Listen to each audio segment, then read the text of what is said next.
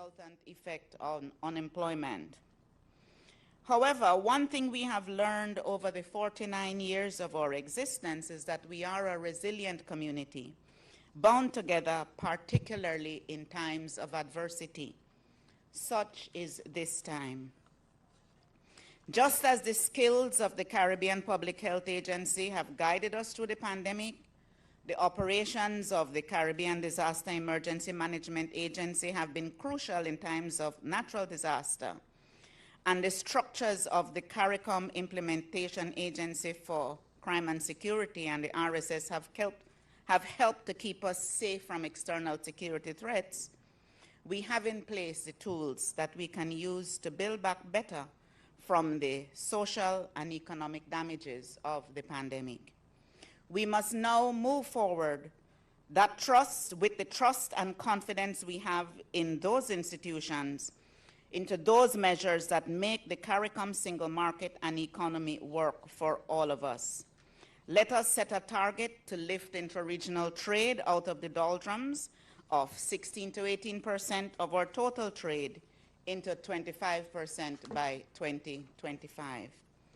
This can be fueled in large measure by the agricultural sector.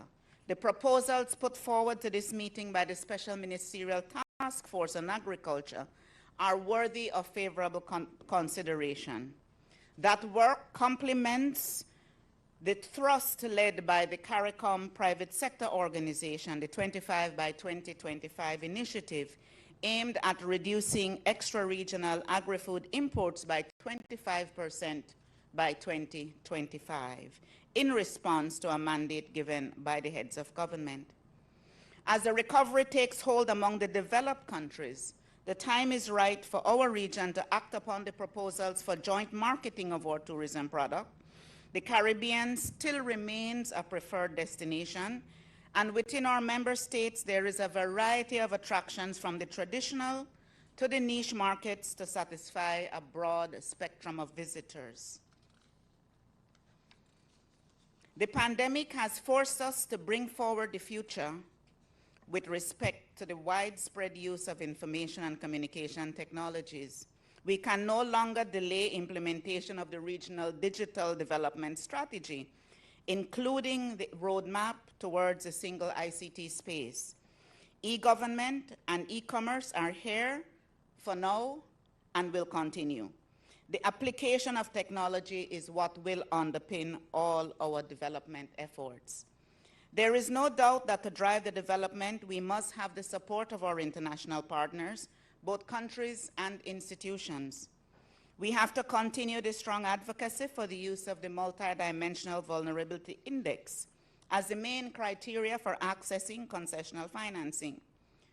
We must continue the advocacy for the simplification of procedures to access funds ostensibly designed to assist developing countries. Institutional support for advancing these initiatives in all areas is critical. The CARICOM Secretariat has commenced its restructuring and retooling to allow greater focus and efficiency.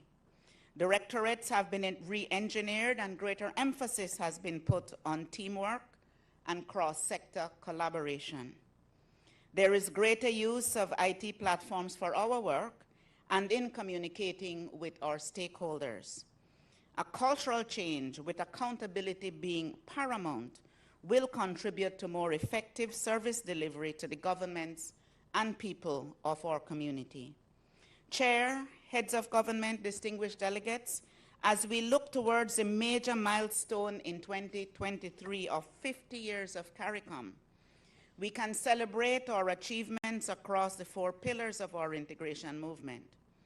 What we must also do is look forward to those achievements as the foundation for building a resilient Caribbean community based on rule of law, participatory governance, social and economic and environmental resilience, in short, a place in which our people live in a safe, viable, and prosperous society.